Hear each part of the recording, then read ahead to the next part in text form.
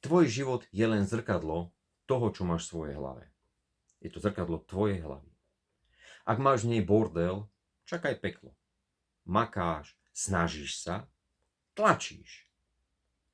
Zároveň sa ale cítiš vyhorený, prázdny a stratený. Prečo to tak je?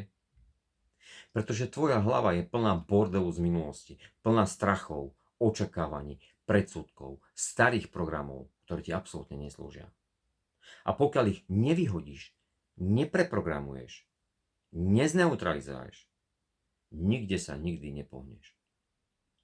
Ty nie si slabý, si len preplnený. A ako náhle si upraceš hlavu, zmeníš všetko. Absolútne všetko sa zmení.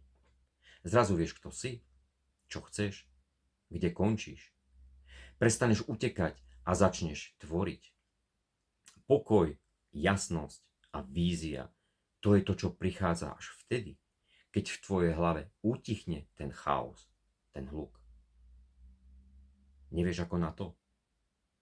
Chceš to dať všetko z tej svojej hlavy von? Definitívne, raz a navždy, som ti plne k dispozícii. Kontaktuj ma.